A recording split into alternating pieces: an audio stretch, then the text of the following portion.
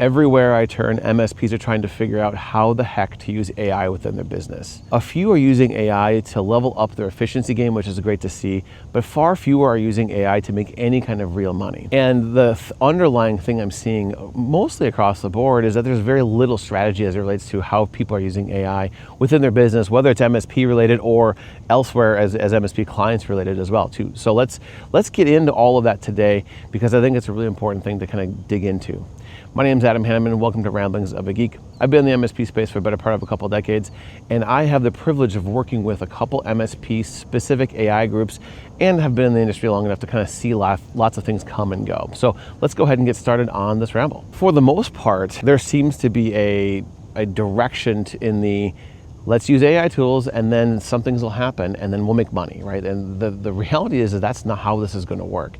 We need to build a strategic direction around how to use AI within your business to then bring forth some additional revenue at some point. So let's get into a few different things today. I'm going to talk about three core components. Using AI in your MSP to level up your efficiency game, using AI to generate some additional opportunities for some new clients, and using AI to actually make some money within your business. So that's what we're going to get into today. In order for you to be able to get your clients leveled up with their AI side of the world, you probably need to level up your own game a little bit. So let's talk about how you can use AI tools within your MSP to kind of master some of the tools yourself, so that way you understand the capabilities and maybe some limitations of the tools for your clients. So let's get into using AI internally at your MSP.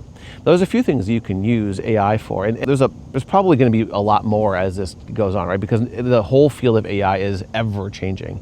But the first thing I would probably do in an MSP context is try to figure out if there's a way to use AI to improve and simplify the ticket intake process. Now, I'm not saying get rid of your dispatcher, but I'm saying give your dispatcher plenty of tools to use AI to make some of that stuff easier, right? Leverage the tools that are out there, whether it's as simple as, using like ChatGPT or something to like get some better information out of it, or sign up for some of those tools that actually can help like with that ticket intake process, because I think that could be a game changer for your MSP, which will allow your dispatcher to do even more stuff for your MSP that's not just simply codifying and moving tickets around. So if there are tools that work specifically within your PSA that can help with this, that might be a tool worth checking out. The next two pieces revolve around using AI in your RMM to write scripts and those kinds of things, right? Because AI tools can help you write scripts pretty easily, right? And obviously you need a sanity check to make sure that AI doesn't do something funny. I once asked one of the GPT models to generate a PowerShell script for me, and it made up a command, right? So make sure that these scripts are working and that you like sanity check it yourself. It can write a lot of the script for you, and then you do some tweaks as needed. Then you can leverage those scripts to, make your RMM even more powerful. Plenty of RMMs are working on building out AI-related tools inside the RMM itself. So like if you can use AI to help build some scripts and use AI to help with some of the other RMM-related tasks, right? The AI is great for helping with some of this repeatable common things. So if you can build out your process to leverage the AI tools to do some of the common repeatable things so you don't have to, that's better for everybody. I think I'm maybe sliding past one of the obvious ones too, which is your techs probably could and should use AI tools to ask questions about how to solve some problems, right? We always joke as IT folks is that we just use Google better than everybody else. Well, AI is essentially Google on steroids in some cases. So leverage the tools to ask it questions to figure out problems and solve problems for your clients, right? There's no shame in that at all. One of the things I haven't seen a lot of yet, but I hope to see it soon, is using AI tools to query your ticket data in a more meaningful way. Said differently, lots of MSPs have lots of tickets. And in those tickets, there are resolutions to problems, but most MSP PSA search engine capabilities, they stink, right? You're having to like figure out which keywords that you use that might like bring you towards a ticket that will actually like help solve another issue, right? So if you can use AI to better query your ticket data, that's going to be a great thing for you to do, especially as you try to build your own internal knowledge base. The thing that you should think about, though, when you think about, one thing to think about when it comes to this, though, is you want to make sure that if you're going to do this, that you make sure that your team does a better job of indicating what a resolution was and put a little bit more data in there, because AI tools for the most part are only as good as the data that gets fed into it. And so if your ticket hygiene is bad, it's going to be a whole lot more difficult to use AI tools to make this a little bit easier for you. So one of the things you should do is figure out how you can use AI tools to query your ticket data, and two, make sure you're leveling up that process as you go, because the better you do now, the happier future you is going to be with the results of all of that effort. Now, when you think about all of the ways you can use AI within your MSP, I want you to be real careful about trying to do too much all at once. MSPs as an industry, we are the patron saint of starting too many things and not finishing enough stuff, right? We like to sign up for all kinds of different tools and all these different things. So make sure that you are being mindful about not just signing up for 6 or 7 tools at once, right? Sign up for one, master that, get that working. Sign up for the next one, master that, get that working, and like work your way through this in a more methodical, strategic way versus like just signing up for all the different things all at once. Because having been there and having seen that a number of different times, it can be really, really distracting to have to like try to solve and figure out a bunch of brand new tools all at once, and it actually can like lead to tool burnout. Because you know, the thing I used to struggle with the most at my former MSPs, and I've seen a number of other places, is, you know, yet another tool, right? We got yet another tool to figure out and to deploy and to pay for and all those other stuff, right? So lean into it and to get a tool deployed and get it working, and then maybe work on the next one. Solve one process or one tool at a time. Now, you might be able to solve or implement these things more rapidly because it's internal to your MSP, but like make sure you do that right the first time and not have about, you know, 6 or 7 like half deployed tools, because that's a great way to waste a bunch of money every month. If you're getting some value out of this video, do me a favor, hit that like button. So now let's take this one step further, right? Let's say you've gotten some pretty good success stories within your MSP. You have some AI tools figured out. Of course, you've been using the ChatGPTs and the Claudes of the world for a while, Copilot and all those things as well. And let's talk about using AI to bring forth some new clients, right? One of the things I hear all the time is, I need more clients, I need to find more clients, all those kinds of things. Well, using your successes with AI is a great way to leverage yourself as a thought leader within your target client profile.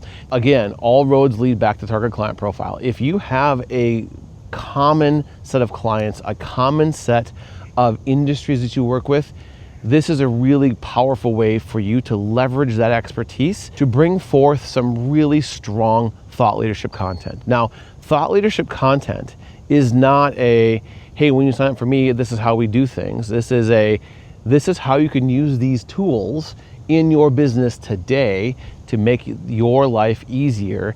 And oh, by the way, if you need me on this kind of stuff, I'm happy to be there for you. I'm happy to help you out. You want to teach your prospects some stuff when you talk to them. Leave a couple open threads so that there's a natural kind of loop back to you. But the idea here is that you really want to bring that thought leadership content in a way that is actionable within their own business. Because if you can do that and you show them that you're willing and able to teach them something without something in return, they're much more likely to want to, you know, reach out to you when they do need that help. Because if they know that you are legitimately a thought leader in their space, in their vertical, and then you can probably actually help them with some stuff, they're much more likely to reach out to you when they need help. There's a bunch of different options you can use to leverage thought leadership content for your clients, right? You can do the kind of the classic webinar or seminar where you get a bunch of people in a room, whether it's physical or virtual, and you talk to them about stuff, right? That's a good option for you. The second piece is if there are industry trade shows for your target clients, like go there and talk about that there, right? You know, be that subject matter expert there for them. Leverage your newsletter. Leverage the other ways that you communicate with prospects and clients, for that matter, with some of this thought leadership content. Now, if you watched my series on how to do video for your MSP, you could also create some videos around AI that you can make available to your LinkedIn audience, your YouTube channel, on your website as blog posts. Like you could leverage a lot of this kind of stuff, especially the things that you can teach other people in a number of different mediums to start getting people to pay attention to what you have to say. The thing I try to get through to MSPs is that we are a relationship business. This is not a transactional thing. So the more you can do to leverage thought leadership and to teach other people how to use tools and technology to make their lives better, the more likely you are to get someone to pay attention to what you have to say and to potentially interact with you and engage with you in a meaningful way. So leverage all of the different mediums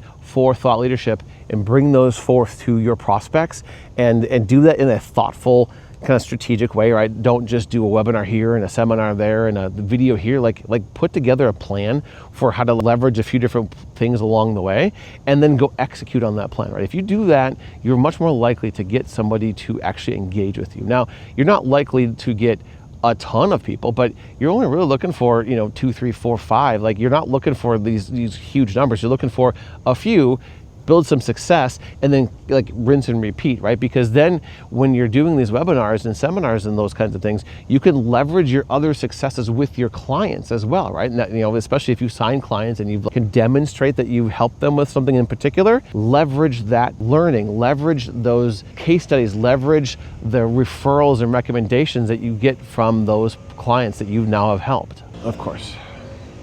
Okay, so where was I? I was talking about AI with all things client acquisition side of the world. Well, let's talk a little bit about using AI to actually generate some additional revenue, because I think that's where most people really want to end up being in the long run. Not only do I do videos like this, but I also release a newsletter about once a month when I talk about all kinds of different things that are going on in my world. If you would like to check out the newsletter, I'm going to drop it on the screen here and also in the description of the video below. So if we think about leveraging AI as a way to generate some additional revenue, we are not talking about selling a bunch of Copilot licenses or selling licenses of any sort, right? That's peanuts compared to where you really probably should be thinking about making some additional money. So let's get into a few different topics as it relates to making some additional revenue with AI in a particular way. If you are using AI in your business today, I would love to hear about it. Please drop me a comment in this video and tell me about how you're using AI. The first thing you need to do in order to leverage AI for real with your clients to make some money is to really understand their business. Again, this is where understanding your target client profile and having a vertical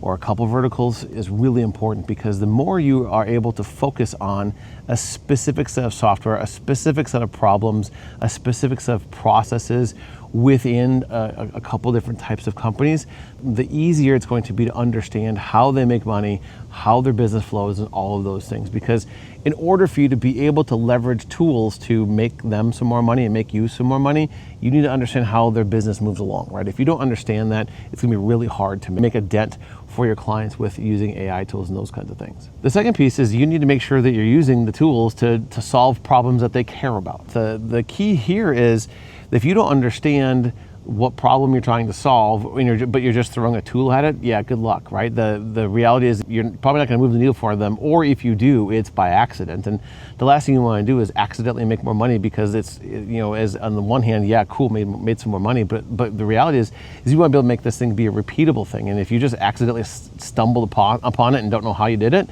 that's a problem. So make sure that you're understanding the different tools and how you can leverage those tools within their organization, and do it in a way that you can repeat it, because making these things repeatable is really, really important. The next thing I want you to think about is something I'm starting to call outcome-based pricing, which is probably not the right term for it. But the idea is that if you are billing an hourly rate for these AI-related services and consulting and those kinds of pieces, you're going to need to bill a pretty high rate in order for that to make any kind of sense and make any kind of profit for your business. So what I want you to think about is pricing based on the positive business outcomes for your clients, right? If you're able to save your client $10,000 a month, maybe you get a cut of that every single month, right? The idea is that the way this works is much more along the lines of software licensing versus billable time for projects and those kind of things, right? It's really about that kind of that software process license, right? You're licensing them to use the process you developed for X number of dollars per month, per quarter, per year, per whatever, or a percentage of the money you save them. There are very few MSPs that have figured this out yet, and it's still pretty early in the game, but this is the way to start thinking about these pieces if you want to make real money. Because again, selling a bunch of Copilot licenses is great, and you probably should do that if the client could use Copilot. but that's not where the money is going to be made. But before you can really like leverage the tools to make money in that regard, you really need to think about their existing state, right? You need to be able to measure where they are today in order to understand how much you help them out in the future, because not everything is going to be a dollar and a cents factor. And so the idea is that you need to have them understand enough about their metrics in order for you to like gauge that return on investment with them, right? This is the shift that this is going to require from a business process from your perspective, and a level up from your skill perspective is dramatically different than just being a tech, right? Being an old school MSP tech was difficult enough. But shifting into this business consultative mindset where you're thinking about their business process and how to help level up those things requires an entirely different set of skills that you need to like lean into heavily. And part of that is to understand where their current state is so you can figure out what this desired future state is and kind of help them build that path to get there, right? If you're able to do that, that's where you're going to start making some real money in the AI space. The overall conversation around AI is just beginning, right? This is a new side of the world for us as MSPs to think about. It's only going to get, frankly, more complicated. There's going to be more tools. There's going to be more ways to do some of this stuff. But over time and over the course of the next several months and years, we will find a way to leverage these tools to really help our clients get better. And the MSPs that are out on the forefront of doing this and they're doing this well are going to be the ones who are making a whole heck of a lot more money and probably working a little bit less hard to do so. So if you are an MSP and you think that, hey, I need to be there, now is the time to start thinking about this stuff. Even if you're not going to leverage it to make money tomorrow, that's fine. Leverage AI tools to make your business a little bit better today. Understand your KPIs so that way you understand how much you've helped your own business, because you can leverage those things into success stories for your prospects and clients. Then level up your clients' businesses and use their success stories to level up your ability to market and do those other pieces, right? This is a long tail thing. If you're of the mindset that, hey, AI is cool and whatever, but, or you may be like, hey, AI is just all hype, then you may end up losing out in the long run. I'm not saying to buy into the hype, but the reality is that if you spend some time and effort on learning these tools now, you can leverage these tools in the future to help both your business and your clients' businesses get bigger, better, and stronger. So why not leverage this opportunity? AI is powerful and getting more powerful every day, but it's not a magic wand. You need to level up your own skills, build a strategy around how you're using AI internally, build a strategy on how you're going to leverage AI to bring some more clients in, and build a strategy around how to level up your clients' businesses in order for you to really kind of take this full circle. So this is the first step of many in order for you to really leverage AI in a meaningful way. In the meantime, I'm going to drop my AI playlist up here for you to check out. And I'm also going to drop my video creation playlist over here, because if you want to leverage video as an AI door opener for your clients, those would be some skills you want to have. Thanks for coming on this ramble with me, and hope to see you on the next one.